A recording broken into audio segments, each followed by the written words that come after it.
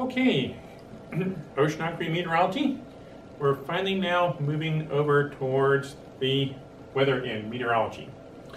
So we'll start out with looking at what the air is made of, features of the structure, and then look at how it works, some of the basic principles behind it, and then eventually get to actually looking at why there are storms and things like that. Okay, atmosphere. First of all, where does it come from? Whatever gases are started with, not too long after the initial formation of the Earth, it looks like it was crashed into by something about the size of Mars. This led to making the Moon, and would have pretty well destroyed whatever atmosphere might have been there at the time.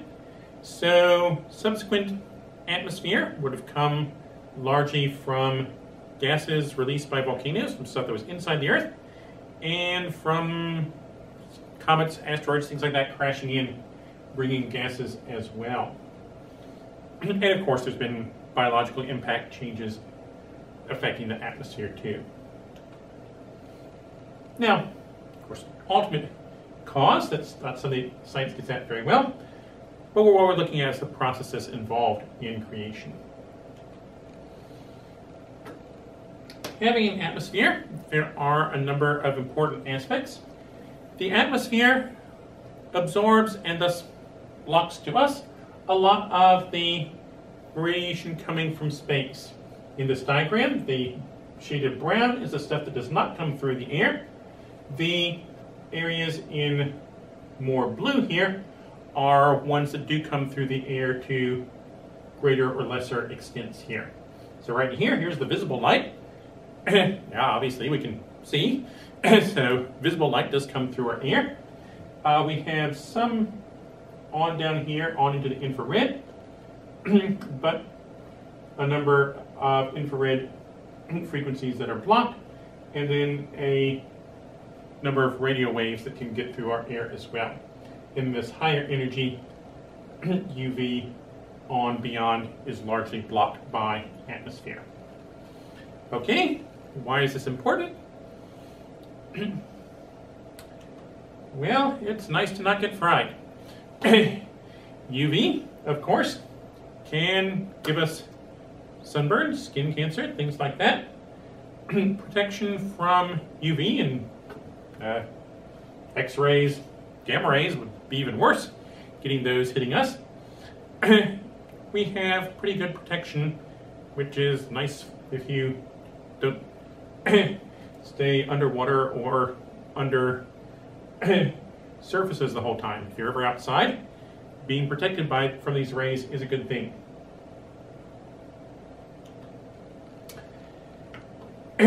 Other high energy particles from space, such as cosmic rays coming in the atmosphere along with the magnetic field, help protect us. They tend to block these, and what does come in gets channeled towards the magnetic poles.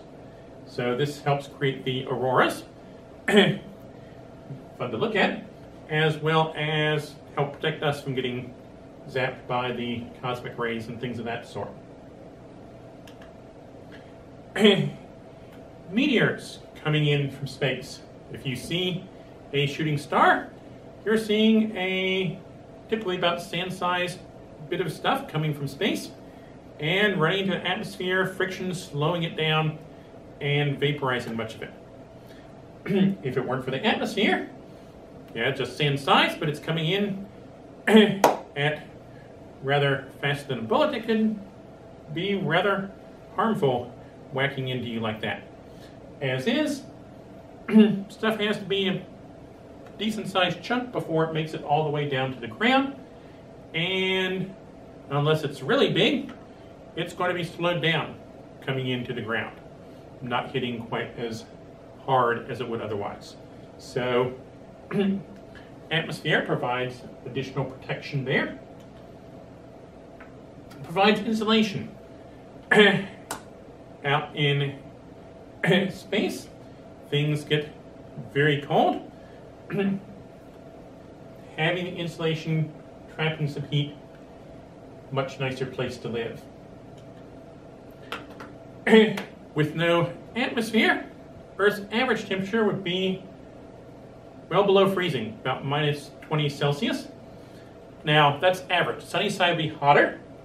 Dark side would be much colder, as is the case on the moon. But we've got air. And so air moves around, carrying winds. And so warmer air moves around to the dark side, helping Darth there. And cooler air from the night side comes around, so the day side doesn't get so hot. What else is the atmosphere good for? Well, if you are still watching, you're breathing. That's pretty important. The weather. If you eat from time to time, you're largely depending on rain, providing for plants. A lot of erosion takes place due to the atmosphere, shaping of the Earth's surface. The water cycle, other element cycles involve the atmosphere. So these are key parts of being able to live and what the world around us is like.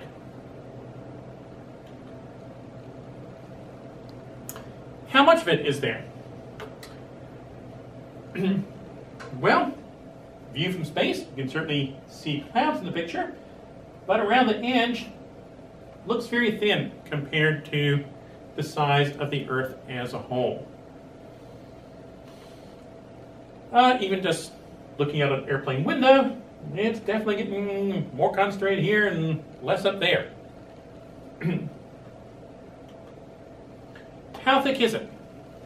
Well, as you get further and further up, things getting thinner and thinner as you get out in space. Where's the atmosphere? Hard to say.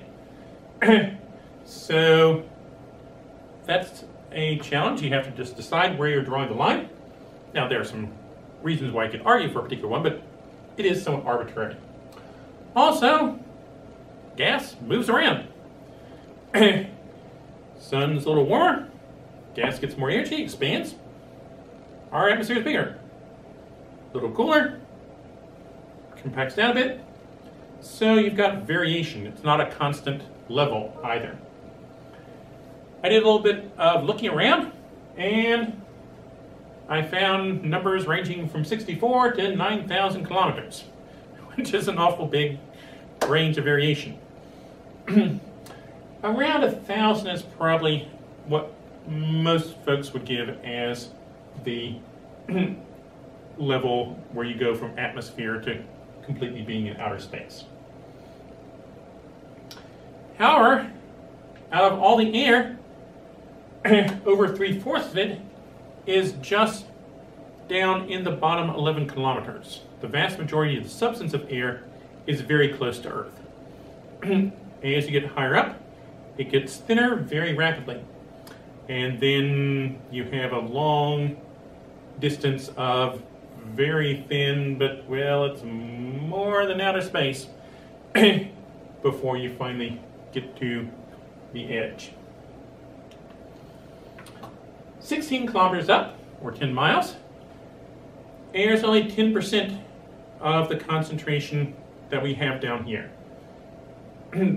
That would be a significant problem for breathing. Even just 4 kilometers up, which you can get to in taller mountains, that's enough that it tends to start affecting people's breathing. 50 kilometers up, you're down to only 1% of the air density and pressure that we have down at sea level. So this drops off very quickly. It's kind of an exponential pattern. And a way of thinking about this, air pressure, you can think of it as the amount of weight of air above you. So if there's not very much air on beyond, there's little pressure. If you're down under lots of air, rather higher air pressure. Total mass of air out there, around 5 times 10 to the 15th kilograms. Well, what does that number mean? The solid Earth is around 6 times 10 to the 24th. Ocean times 10 to the 21st. Okay, big numbers, what do they mean? Well, the difference between these is a factor of 10 to the 9th, or somewhat over a billion, because it's 5.97 rather than 0.14. And ocean, 21.5 divided to 6, that's an order of a million, okay, 1.4, so half a million times heavier ocean water versus the air.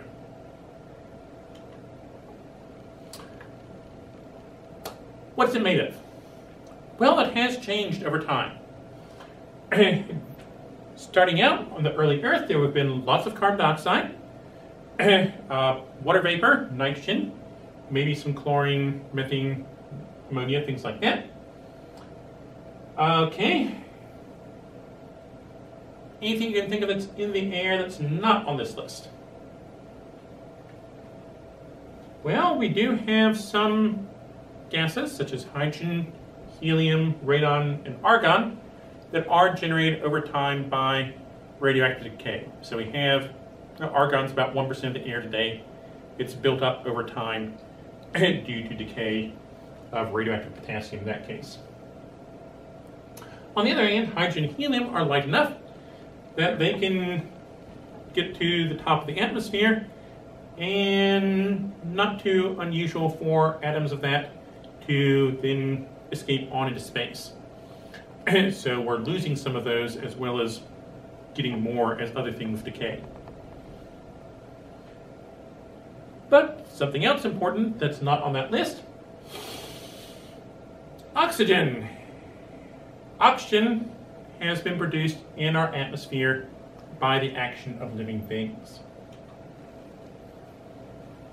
How do we know what the Earth's atmosphere was like way back when? Well, we can measure the gases coming out of volcanoes, get an idea of what types of gas we get from there, what's in comets, what's on other planets, things of that sort. We can also look at geological evidence of what things were like way back on the early Earth.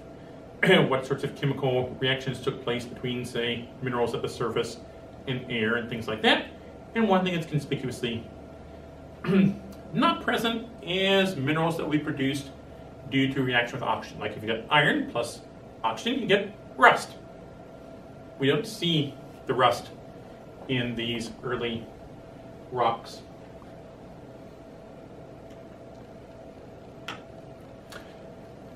Over time, we've had change in the atmosphere, particularly with photosynthesis, algae, plants pumping out oxygen. So now there's lots of oxygen in the air. Our atmosphere today has fairly constant major components and more variable in the more minor components. Again, like we saw for the ocean, the basic idea, there's stuff in the air that ends up either mixing with water or used by living things, reacting with rock. So we have a back and forth between air and water, things going in and out of the atmosphere.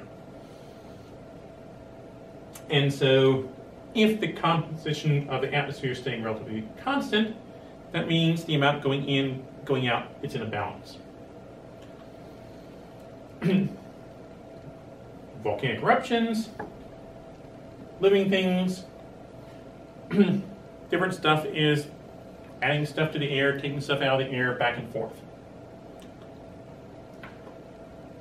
Again, this relates to the residence time of a gas in the air. If a gas tends to be in the air for a long time, its concentrations will tend to be somewhat more stable. If things go in and out of the air pretty quick, then there's going to be more variation. Again, we saw this for the ocean. Major salt components, long residence time, they can just sit there in the ocean and mix all around. So the relative amount of, say, sodium, chlorine, calcium, sulfate, magnesium, those are in the same proportions to each other all around the ocean. Similarly, in the air, anywhere you go, you've got four of the biggest things: your nitrogen, your oxygen, argon. Those are pretty similar anywhere around the globe. Long term, there are some fluctuations up and down. For example, if we go back to the Carboniferous, back before the dinosaurs even, the name refers to lots of coal, rich in carbon. Lots of coal was being formed. That means lots of dead plants were getting buried away. They weren't decaying, getting eaten by the things, they got buried. Okay. Plants, in photosynthesis, they're capturing carbon dioxide from the air and using that to build themselves.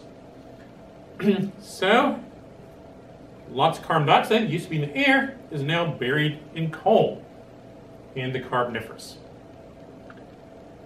Carbon dioxide levels go down, but as a plant uses carbon dioxide, it makes oxygen. So there was lots of oxygen in the air. Lots of oxygen. That does a number of things. For one thing, fire is easier. Also, it's easier to breathe if you like oxygen. In particular, you had giant bugs.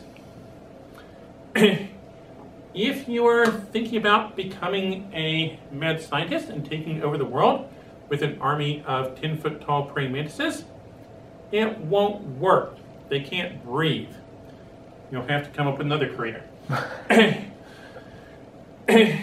Insects, instead of having lungs with muscles moving air in and out, they rely on a network of tubes into the body. There's a little bit of muscle action, but mostly just these tubes. And if you get too big, that doesn't work.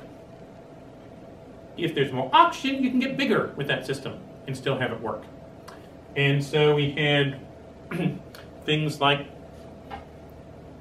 kind of dragonfly-like insects with a wingspan of about somewhere in that size range. You had millipedes that were on the order of around this long or so. All the way about 2.5 meters. So, let's see. Yeah, pretty well from the ceiling to the floor here.